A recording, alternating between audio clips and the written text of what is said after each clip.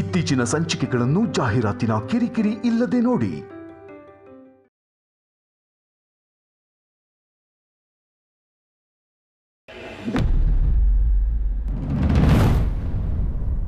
ಈ ಮನೆ ಒಡಿಬಾರ್ದು, ಯಾರು ಮನೆ ಬಿಟ್ಟು ಹೋಗಬಾರ್ದು. ನಾನು ಬದುಕಿರೋವರೆಗೂ ಎಲ್ಲರೂ ಒಗ್ಗಟ್ಟಾಗಿ ಇದೇ ಮನೇಲಿ ಇರಬೇಕು ಅಂತ ಎಲ್ಲರ ಹತ್ರ ಭಾಷೆ ತಗೊಂಡಿದ್ದೆ. ಹೌದು ರಘು, ಆದರೆ ಇವತ್ತು ನಡೆದ ಘಟನೆ ಅದಕ್ಕೆ ತದ್ವಿರುದ್ಧವಾಗಿತ್ತು. ನಿಜ. ಆದಿತ್ಯ ಪಾರ್ವತಿ ಆಸ್ತಿಲಿ ಭಾಗ ಕೇಳಿದಾಗಿಂದ ನಾನು ಎಲ್ಲರ ಹತ್ರ ತಗೊಂಡ ಭಾಷೆಯಿಂದ ನಿನ್ನ ಮನಸ್ಸಿಗೆ ಎಷ್ಟು ನೋವಾಗಿದೆ ಅಂತ ನನಗೆ ಗೊತ್ತು. ಅದಕ್ಕೆ ಕ್ಷಮೆ ಕೇಳಿದೆ. ಅದಕ್ಕೆ ನೀವ್ಯಾಕೆ ಕ್ಷಮೆ ಕೇಳ್ತೀರಾ ರಘು? ತಪ್ಪು ಮಾಡಿರೋದು ಅವರು. ಮಕ್ಕಳು ತಂದೆ ತಾಯಿಯರು ವಿರುದ್ಧನೇ ನಿಂತು ಬಿಡ್ತಾರೆ ಅನ್ನೋದು ನನ್ನ ಜೀವನದಲ್ಲೂ ನಿಜ ಆಗೋಯ್ತು ನೋಡಿ. ಅವ್ರ ಬಗ್ಗೆ ಏನೇನೋ ಅಂದ್ಕೊಂಡಿದ್ದೆ, ಎಲ್ಲ ಭ್ರಮೆ ಅಂತ ಈಗ ಗೊತ್ತಾಯ್ತು. ಸತ್ಯ ಅದೆಷ್ಟು ಕಹಿ ಅಲ್ವಾ ರಘು?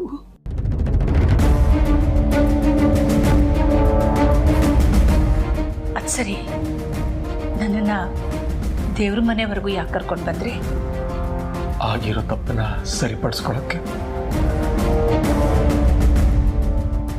ದೇವ್ರೆ, ನನ್ನ ಕ್ಷಮಿಸ್ಬಿಡಪ್ಪ.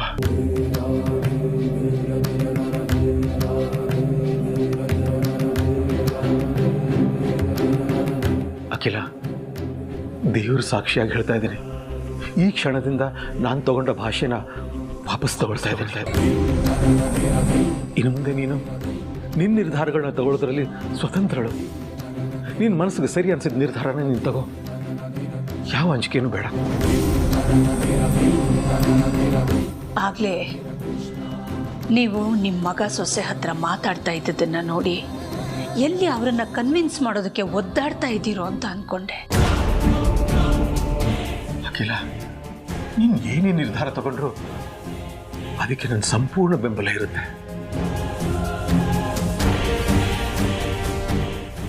Thanks Raghu, thank you.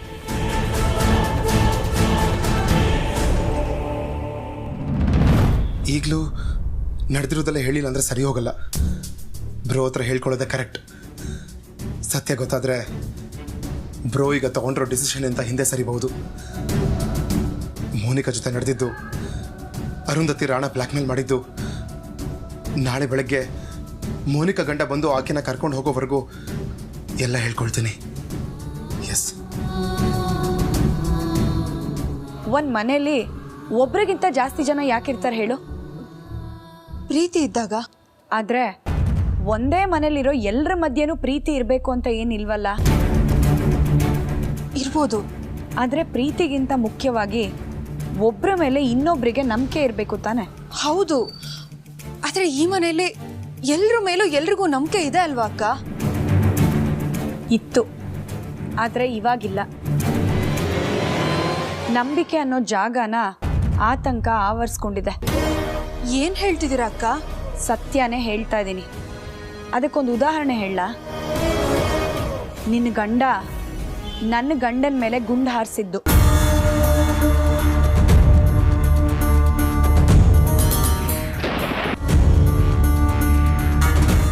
Bro, ನಿನ್ನ ಹತ್ರ ಒಂದು ಸತ್ಯ ಹೇಳಬೇಕು. ನನಗೆ ಯಾವ ಸತ್ಯನೂ ಬೇಕಾಗಿಲ್ಲ. ಅದನ್ನ ಕೇಳೋ ಮೈಂಡ್ ಸೆಟ್ಟಲ್ಲೂ ನಾನಿಲ್ಲ. ನಾನು ಕೇಳಿದಾಗ ಹೇಳ್ದೆ ಇದ್ದೋನು ಇವಾಗ ಹೇಳ್ತೀನಿ ಅಂತ ಹೇಳ್ತಾ ಇದೆಯಲ್ಲ, ನೀನು ಹೇಳೋದು ನಿಜ ಅಂತ ಹೇಗೆ ನಂಬಲಿ? ಬ್ರೋ ನಿಜ ಬ್ರೋ, ಐ ಸ್ವೇರ್. ನಾನು ಹೇಳೋದಲ್ಲ. ನೀನು ನನಗೇನು ಹೇಳೋದು ಬೇಡ. ನೀನು ಹೇಳೋದನ್ನ ಕೇಳೋ ಪೇಷನ್ಸ್ ಆಗಲಿ ಇಂಟ್ರೆಸ್ಟ್ ಆಗಲಿ ನನಗಿಲ್ಲ. I am sorry. ಬ್ರೋ ಅಲ್ಲ ಬ್ರೋ, ಪ್ಲೀಸ್ ನನ್ನ ಮಾತು ಕೇಳು ಬ್ರೋ.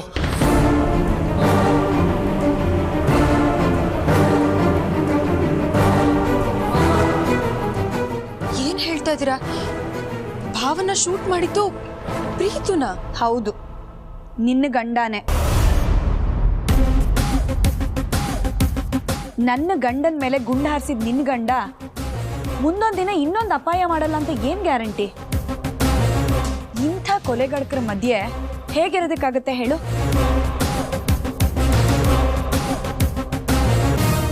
ನಿನ್ನ ಪ್ರಶ್ನೆಗೆ ಉತ್ತರ ಸಿಕ್ತು ತಾನೆ?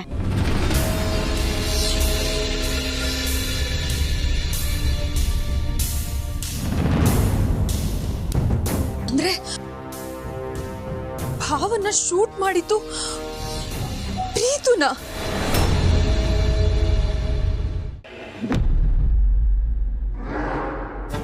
ಎಲ್ಲಿ ಕರ್ಕೊಂಡು ಹೋಗ್ತಾ ಇದ್ದೀರಾ ಸಾವಿತ್ರಮ್ಮ? ಹೇಳ್ತೀನಿ, ನಿಮ್ಮ ಹತ್ರ ಸ್ವಲ್ಪ ಮಾತಾಡಬೇಕು ಯಜಮಾನ್ರೆ. ಏನು ವಿಷಯ? ಆಸ್ತಿಲ್ ಪಾಲ್ ಕೇಳಿದ್ರಾ? ಹೌದು. ಅದು ತಪ್ಪು ಅಂತ ಹೇಳೋಷ್ಟು ದೊಡ್ಡ ಮನುಷ್ಯರಂತೂ ನಾವಲ್ಲ. ಆದರೆ ನೀವು ಹಾಗೆ ಕೇಳಿರೋದ್ರಿಂದ ನಮಗೆಲ್ಲ ಬೇಜಾರಾಗಿರೋದಂತೂ ಸತ್ಯ. ಮ್ಯಾಮ್ ಕೂಡ ನಾಳೆ ಸಿಗ್ಬೇಕಾಗಿರೋ ಸಿಗುತ್ತೆ ಅಂದರು. ಅಲ್ಲಿಗೆ ಭಾಗ ಆಗೋದು ಬರೀ ಆಸ್ತಿನ ಅಥವಾ ಮನುಷ್ಯರು ಕೂಡನಾ? ನಾಳೆ ಭಾಗ ಆದ್ರೆ ನಾವೆಲ್ಲರೂ ಯಾರ್ಯಾರ ಕಡೆಗೆ ಬರ್ತೀವಿ? ನಾವೆಲ್ಲರೂ ನಮ್ಮ ಅಡ್ರೆಸ್ನ ಕೇರ್ ಆಫ್ ಅರಸನಕೋಟೆ ಅಂತಲೇ ಹೇಳ್ಕೊಂಡಿರೋದು. ಇನ್ನು ಮುಂದೆ ಅದು ಬದಲಾಗುತ್ತಾ ದೊಡ್ಡ ಯಜಮಾನ್ರೆ? ನಮಗೆ ನೀವು ಬೇಕು, ಅಮ್ಮ ಅವರು ಬೇಕು. ಈಗ ನೀವು ಆಸ್ತಿಲಿ ಭಾಗ ಮಾಡಿಕೊಂಡ್ರೆ ನಮ್ಮ ಅಸ್ತಿತ್ವನೇ ಅಲ್ಲಾಡೋಗುತ್ತೆ ದೊಡ್ಡ ಯಜಮಾನ್ರೆ. ಈ ಮನೇಲಿ ಒಂದು ಕಲ್ಲು ಅಲ್ಲಾಡಿದ್ರು ಅದನ್ನ ಕೂಡಲೇ ರಿಪೇರಿ ಮಾಡಿಸ್ತೀರಾ. ಅಂಥದ್ರಲ್ಲಿ ನೀವೇ ಕಟ್ಟಿರೋ ಒಗ್ಗಟ್ಟು ಅನ್ನೋ ಗೋಡೆನ ಕೆಡುವ ಪ್ರಯತ್ನ ಮಾಡ್ತಿದ್ದೀರಲ್ಲ, ನೀವು ಮಾಡ್ತಿರೋದು ಸರಿನಾ? ನಿಮಗೆ ಕೈ ಮುಗಿದು ಕೇಳ್ಕೊಳ್ತೀನಿ ದೊಡ್ಡ ಯಜಮಾನ್ರೆ, ಈ ಆಸ್ತಿನ ಭಾಗ ಮಾಡಬೇಡಿ. ಈ ಮನೆ ಒಡೆಯೋದು ನಮ್ಮಿಂದ ನೋಡೋಕ್ಕಾಗಲ್ಲ. ನಮ್ಮನ್ನು ನೀವೆಲ್ಲರೂ ಇಷ್ಟೇನ ಅರ್ಥ ಮಾಡ್ಕೊಂಡಿರೋದು. ನಾವೇನು ಆಸ್ತಿಲಿ ಪಾಲ್ ತಗೊಂಡು ದೇಶಾಂತರ ಹೋಗ್ಬಿಡಲ್ಲ. ಒಂದು ಸ್ವಲ್ಪ ದಿನ ಅಷ್ಟೇ, ನಾವು ಮತ್ತೆ ಈ ಮನೆಗೆ ವಾಪಸ್ ಬರ್ತೀವಿ, ಸರಿನಾ?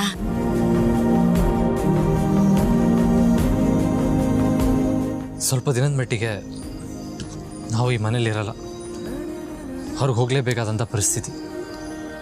ಹಾಗಾಗಿ ನೀವೆಲ್ಲರೂ ಅಪ್ಪ ಅಮ್ಮಂಗೆ ಮಕ್ಕಳ ಥರ. ಅವರು ನಿಮ್ಮನ್ನು ಹಾಗೆ ನೋಡ್ಕೊಂಡಿದ್ದಾರೆ. ಅವ್ರಿಗೆ ಸರಿಯಾದ ಟೈಮಿಗೆ ಊಟ ತಿಂಡಿ ಕೊಡೋದ್ರಿಂದ ಹಿಡಿದು ಅವ್ರ ಆರೋಗ್ಯದ ಮೇಲೂ ಗಮನ ಇಡಿ. ಸಾವಿತ್ರಕ್ಕ, ಬಾನು ಅಡುಗೆಗೆ ಉಪ್ಪು ಜಾಸ್ತಿ ಹಾಕ್ಬಿಡ್ತಾಳೆ, ನೀನು ಸ್ವಲ್ಪ ನೋಡ್ಕೊ. ಹಾ, ನಾವಿಬ್ರು ಮನೇಲಿಲ್ಲ ಅಂತ ನೀವು ಯಾರೂ ರಜಾ ಹಾಕಂಗಿಲ್ಲ, ಸರಿನಾ ರಮೇಶಣ್ಣ?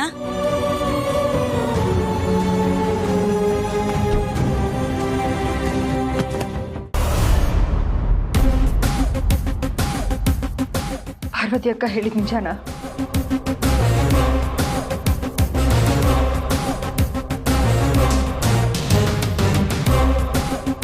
ನಿನ್ನೆ ಕೇಳ್ತಾ ಇರೋದು, ಭಾವನ್ನ ಶೂಟ್ ಮಾಡಿದ್ದು ನೀನಾ?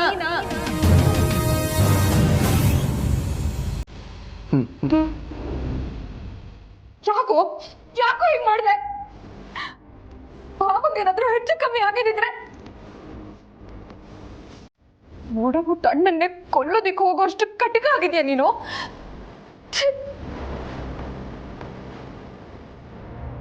ನೀನು ನನ್ನ ಗಂಡ ಅಂತ ಹೇಳ್ಕೊಳ್ಳೋದಕ್ಕೆ ನನಗೆ ನಾಚಿಕೆ ಆಗ್ತಿದೆ. ಸಾರಿ ಜನನಿ. ಏನ್ ಸಾರಿ? ಎಷ್ಟು ಅಂತ ಸಾರಿ ಕೇಳ್ತೀಯಾ? ನೀನ್ ತಪ್ಪು ಮಾಡ್ತಾನೆ ಬರ್ತಿದ್ಯಾ, ನಾನು ನಿನ್ನ ಕ್ಷಮಿಸ್ತಾನೆ ಬರ್ತಾ ಇದ್ದೀನಿ. ಇನ್ನು ಎಷ್ಟು ಅಂತ ತಪ್ಪು ಮಾಡ್ತೀಯಾ? ನನಗಂತೂ ಸಾಕಾಗಿ ಹೋಗ್ಬಿಟ್ಟಿದೆ. ಜನನಿ, ರೋಗ್ ಶೂಟ್ ಮಾಡಿದ್ ನಾನೇ ಅಂತಾನೆ ನಂಬ್ತೀಯ? ಇಷ್ಟು ದಿನ ನನಗೆ ನಿನ್ ಮೇಲಿದ್ದ ನಂಬಿಕೆ ಈಗಿಲ್ಲ, ಎಲ್ಲ ಸತ್ತೋಯ್ತು. ಈ ಜನನಿ ನನ್ನ ನಂಬು, ನಾನು ಬ್ರೋನ ಶೂಟ್ ಮಾಡಿಲ್ಲ ನಿನ್ ಮೇಲೆ ಹಣೆ. ಮತ್ತೆ ಪಾರ್ವತಿ ಅಕ್ಕ ಯಾಕೆ ಹಾಗೆ ಹೇಳಿದ್ರು? ಅಂದ್ರೆ ನಾನು ಶೂಟ್ ಮಾಡಿದ್ದು ಯಾರಿಗೋ ಬೇರೆಯವ್ರಿಗೆ, ಅದು ಮಿಸ್ ಆಗಿ ಬ್ರೋಕ್ ಬಿತ್ತು. ಆದರೆ ನಾನು ಶೂಟ್ ಮಾಡಿದ ವ್ಯಕ್ತಿ ಸತ್ತ ಅನ್ಕೊಂಡು ನಾನು ವಾಪಸ್ ಮನೆಗೆ ಬಂದೆ. ಆಮೇಲೆ ಹಾಸ್ಪಿಟಲಲ್ಲಿ ಬ್ರೋ ಅಡ್ಮಿಟ್ ಆಗಿದ್ದ ನ್ಯೂಸಲ್ಲಿ ನೋಡಿದ್ಮೇಲೆ ಗೊತ್ತಾಗಿದ್ದು ನನ್ನ ಶತ್ರುಗಿಂತ ಶೂಟ್ ಮಾಡಿದ ಬುಲೆಟು ನನ್ನ ಬ್ರೋ ಎದೆಗೆ ನುಗ್ಗಿದೆ ಅಂತ. ನಾನು ಇಮಿಡಿಯೇಟಾಗಿ ಅರೆಸ್ಟ್ ಆಗಬೇಕು ಅಂತ ಪೊಲೀಸ್ ಸ್ಟೇಷನ್ಗೆ ಹೋದೆ. ಅಲ್ಲೂ ನನ್ನ ಶತ್ರು ಮೋಸದಿಂದ ಬ್ರೋಗ್ ಶೂಟ್ ಮಾಡಿದ ನನ್ನ ಮಾಮ್ ಹತ್ರ ನನ್ನ ಹತ್ರನೇ ಬರೆಸಿ ಕೊನೆಗೆ ಮಾಮ್ ಅರೆಸ್ಟ್ ಆಗೋ ಥರ ಆಯಿತು. ಅವತ್ತಿಂದ ನಾನು ಎಷ್ಟು ಸಫರ್ ಪಟ್ಟಿದ್ದೀನಿ ಗೊತ್ತಾ? ಈ ವಿಷಯ ನನಗೆ ಬ್ರೋಗೆ ಮಾಮಿಗೆ ಮಾತ್ರ ಗೊತ್ತಿರೋದು ಅಂತ ನಾನು ಅಂದ್ಕೊಂಡಿದ್ದೆ. ಆದರೆ ಅದಕ್ಕೆ ಇವತ್ತು ಅಥವಾ ನೆನ್ನೆ ಗೊತ್ತಾಗಿರ್ಬೋದು. ಯಾಕಂದರೆ ನ್ಯೂ ಇಯರ್ ಸೆಲೆಬ್ರೇಷನ್ ಟೈಮಲ್ಲಿ ಕೇಕ್ ವಿಷಯವಾಗಿ ಅದಕ್ಕೆ ನಮ್ಮ ಪರವಾಗಿ ಮಾತಾಡಿದ್ರು. ಆಮೇಲೆ ಇವತ್ತು ದೇವಸ್ಥಾನಕ್ಕೆ ಹೋಗ್ಬೇಕಾದ್ರೆ ಬ್ರೋ ನಮ್ಮನ್ನ ಬಿಟ್ಟು ಹೋಗ್ಬೇಕಾರೆ ಅದಕ್ಕೆ ನಮ್ಮನ್ನ ತುಂಬ ಸೆಂಟಿಮೆಂಟಲ್ ಆಗಿ ನೋಡ್ತಾ ಇದ್ರು. ಆದರೆ ಇವತ್ತು ಮಾಮ್ ಹತ್ರ ಬರೋ ಮಾತಾಡ್ಕೊಂಡು ಹೊರಗೆ ಬಂದಾಗ ಅದಕ್ಕೆ ಬೇರೆ ಥರ ರಿಯಾಕ್ಟ್ ಮಾಡ್ತಾಯಿದ್ರು. ಅವ್ರು ನನ್ನನ್ನು ತುಂಬ ಕೋಪದಿಂದ ನೋಡ್ತಿದ್ರು.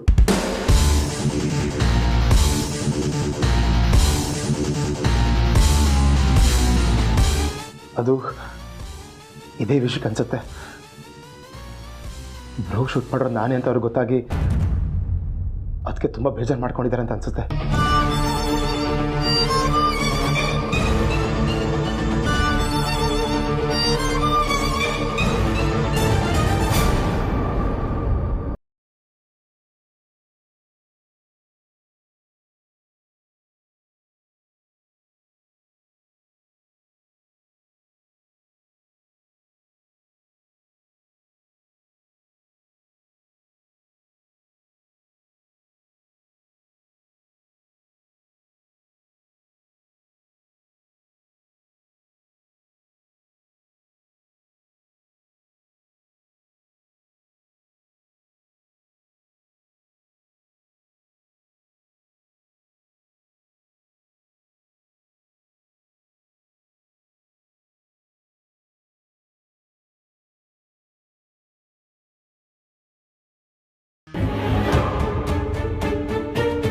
ಅಲ್ಲಿ ನೋಡಿ ಅಕ್ಕ,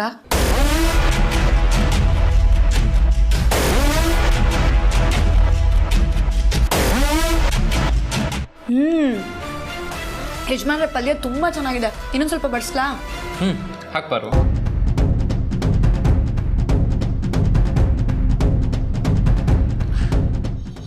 ಸಾಕು.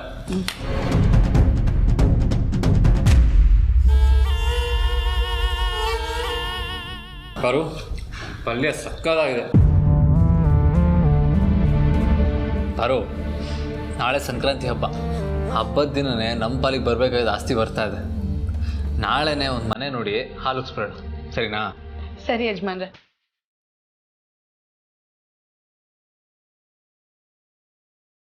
ಬಾರು, ಆಮೇಲೆ ನಮಗೆ ನಮ್ಮದೇ ಆದ ಪ್ರಪಂಚ. ಬೇರೆ ಯಾರೂ ಇಲ್ಲ. ನನಗೆ ನೀನು, ನಿನಗೆ ನಾನು.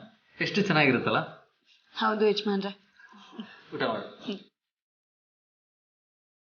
ಇನ್ನೊಂದು ಮುಖ್ಯವಾದ ವಿಷಯ ಅಕ್ಕ, ನಿಮಗೆ ಸಿಗಬೇಕಾಗಿರೋದು ನಾಳೆ ಸಿಗುತ್ತೆ ಅಂತ ನೀವು ಹೇಳಿದ್ರಿ. ಆದ್ರೆ ಇವಳು ನೋಡಿ ಅಕ್ಕ, ಇವತ್ತೇ 2ನೇ ಒಲೆನ ಹಚ್ಬಿಟ್ಟಿದ್ದಾಳೆ.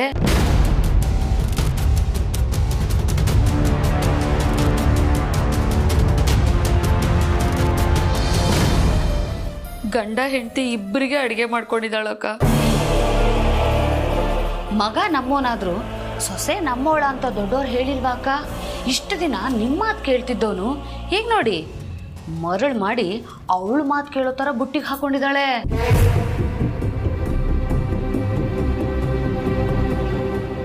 ಈಗಲೇ ಕಿಚನ್ ಡಿಪಾರ್ಟ್ಮೆಂಟ್ಗೆ ಹೇಳು, ಎಲ್ರಿಗೂ ತಟ್ಟೆ ಇಡು ಅಂತ.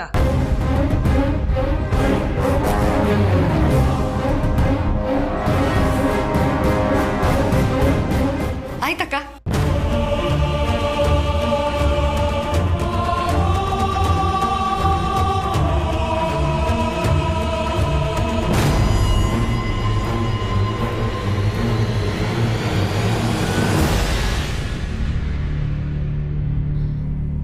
ಇವಾಗಲಾದರೂ ಊಟ ಮಾಡ್ತಾ ಇರ್ಬಿಡು, ಸಾಕು.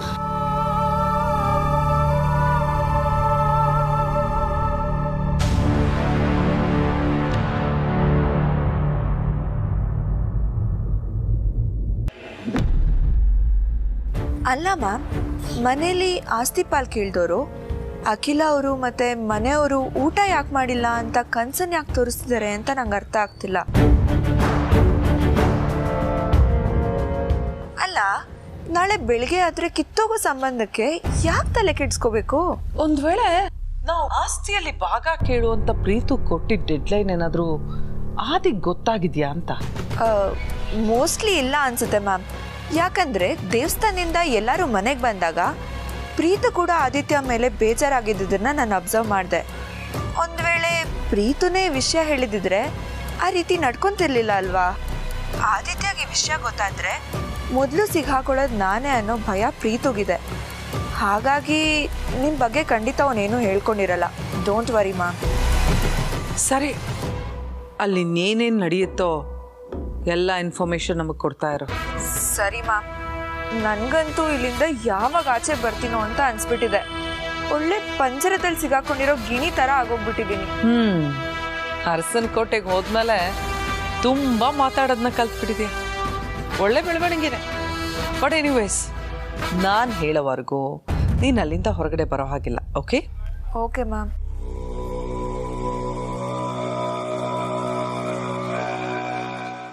ನಾಳೆ ಹುಟ್ಟೋ ಸೂರ್ಯನಿಗಿಂತ ಮುಳುಗೋ ಸೂರ್ಯ ನನಗೆ ತುಂಬ ಇಂಪಾರ್ಟೆಂಟ್ ಆಗ್ತಾನೆ. ಯಾಕಂದರೆ ಆ ಸೂರ್ಯ ಜಗತ್ತನ್ನೇ ಕತ್ಲು ಮಾಡದೇ ಇರ್ಬೋದು, ಆದರೆ ಅರಸನ ಕೋಟೆ ಮಾತ್ರ ಕತ್ಲಾಗೇ ಆಗುತ್ತೆ.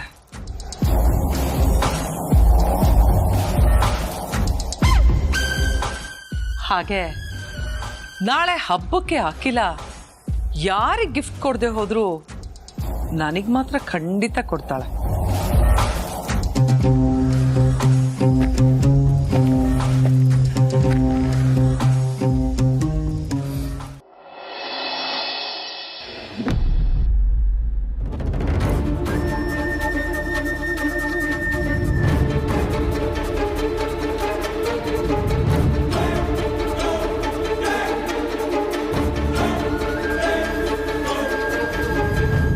ಜಯಕ, ರಂಗೋಲಿ ಯಾರು ಹಾಕಿದ್ದು? ಅದು ಅಖಿಲ ಮ್ಯಾಮ್ ಹೇಳಿದ್ರು ಅಂತ ಜನನಿ ಮ್ಯಾಮ್ ರಂಗೋಲಿ ಹಾಕಿ ಹೋಗಿದ್ದಾರೆ ಪಾರು.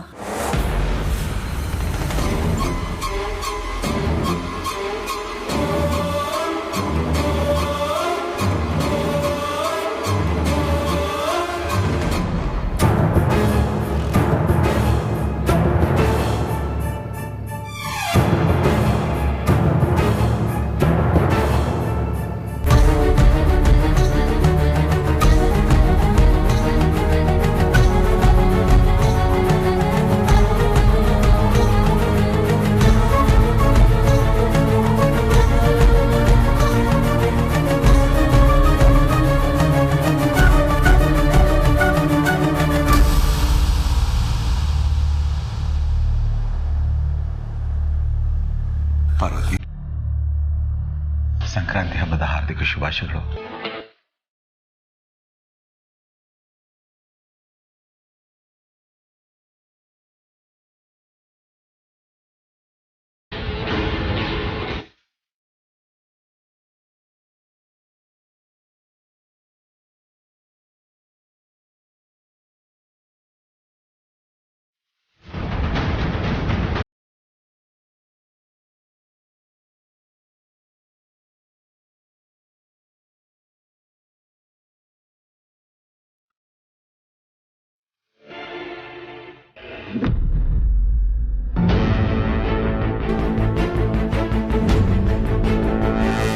ಓಯ್, ಏನಾಯ್ತು?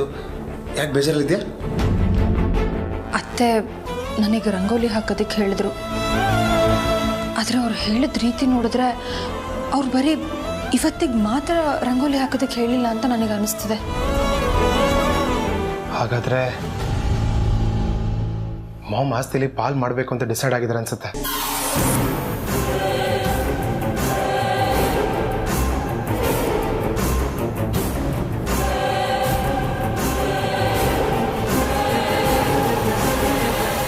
ಪಾರು, ಯಾಕೆ ಟಲ್ಲಾಗಿದೆಯಾ? ಯಜಮಾನ್ರೆ, ದೇವ್ರ ಮನೇಲಿ ಅತ್ತೆ ಮನೆ ಅಲಂಕಾರ ಮಾಡ್ತಾಯಿದ್ರು. ಎಳ್ಳು ಬೆಲ್ಲ ಎಲ್ಲ ಇಟ್ಟು ಪೂಜೆಗೆಲ್ಲ ತಯಾರಿ ಮಾಡ್ತಾಯಿದ್ರು. ಅಷ್ಟೇ ಅಲ್ಲ, ಜನನಿಗೆ ಹೇಳಿ ಹೊರಗಡೆ ರಂಗೋಲಿ ಕೂಡ ಹಾಕ್ಸಿದ್ರು. ಸಂಕ್ರಾಂತಿ ದಿನನೇ ಅಮ್ಮಂಗೆ ನಮ್ಮ ಕಡೆಯಿಂದ ಈ ರೀತಿ ನೋವು ಕೊಡುವಂಥ ಪರಿಸ್ಥಿತಿ ಬಂದಿದೆ ಪಾರು. ಆದರೆ ಏನು ಮಾಡೋದು, ಇದು ಅನಿವಾರ್ಯ.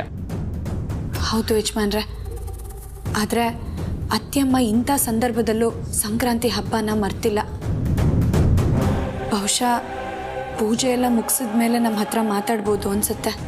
ಕಳೆದ ಸಲ ನಾನು ಜನನಿ ಇಬ್ಬರು ಸೇರಿಕೊಂಡು ಹಬ್ಬನ ಆಚರಿಸಿದ್ವಿ. ಆದರೆ ಈ ಸಲ ನನ್ನನ್ನು ದೂರ ಇಟ್ಟು ಅವರೇ ಎಲ್ಲ ಮಾಡ್ತಾ ಇದ್ದಾರೆ. ನಾವು ಆಸ್ತಿಲಿ ಭಾಗ ಕೇಳಿರೋದ್ರಿಂದ ನಮ್ಮನ್ನು ಆ ರೀತಿ ನಡೆಸ್ಕೊಳ್ತಾ ಇದ್ದಾರೆ. ಅದರಲ್ಲಿ ತಪ್ಪೇನಿಲ್ಲ ಬಿಡು. ಯಾಕೆಂದರೆ ಅಮ್ಮನ ಮನಸ್ಸಿಗೆ ಅಷ್ಟು ನೋವಾಗಿದೆ ಪಾರು. ಇವತ್ತು ನಮ್ಮ ಮನೆಗೆ ಲಾಯರ್ನ ಕರೆಸಿ ನಮ್ಮ ಪಾಲಿಗೆ ಎಷ್ಟು ಆಸ್ತಿ ಬರಬೇಕು ಅಂತ ಹೇಳ್ತಾರೆ. ಅದ್ರ ಡಾಕ್ಯುಮೆಂಟೇಷನ್ ಎಲ್ಲ ಮಾಡೋದಕ್ಕೆ ಒಂದು ಸ್ವಲ್ಪ ಟೈಮ್ ಹಿಡಿಯುತ್ತೆ. ಅಲ್ಲಿವರೆಗೂ ನಾವು ಈ ಮನೆಯಲ್ಲೇ ಇರ್ಬೋದು. ಅಷ್ಟರಲ್ಲಿ ಪ್ರೀತು ಹಿಂದೆ ಯಾರು ಇದನ್ನು ನಿಂತು ಎಲ್ಲ ಮಾಡಿಸ್ತಾ ಇದ್ದಾರೆ ಅಂತ ತಿಳ್ಕೊಂಡು ಅವು ಯಾರು ಅಂತ ಕಂಡುಹಿಡಿಯೋಣ. ಆಮೇಲೆ ಅಮ್ಮನ ಹತ್ರ ಎಲ್ಲ ನಿಜ ಹೇಳಿ ನಾವೆಲ್ಲರೂ ಮೊದಲಿನ ಥರ ಖುಷಿಯಾಗಿರ್ಬೋದು.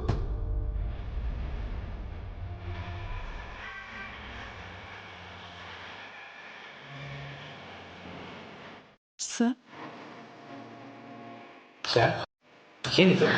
ಎಲ್ರಿಗೂ ಹಬ್ಬಕ್ಕೆ ಬಟ್ಟೆ ಕೊಡಕ್ಕೆ ಹೇಳಿದ್ರು ಮ್ಯಾಮ್. ಇದನ್ನು ಹಾಕೊಂಡು ರೆಡಿಯಾಗಿ ಹಾಲಿಗೆ ಬರಬೇಕಂತೆ. ಸರಿ.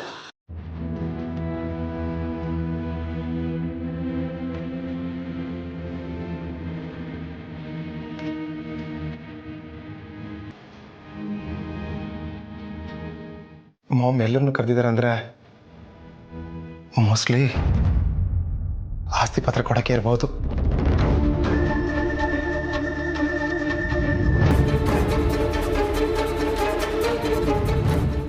ಎಲ್ಲರ ಮುಂದೆ ಅಮ್ಮ ನಮಗೆ ಆಸ್ತಿ ಕೊಡೋದ್ರ ಬಗ್ಗೆ ಅನೌನ್ಸ್ ಮಾಡೋ ಟೈಮ್ ಬಂತು ಅಂತ ಅನಿಸುತ್ತೆ.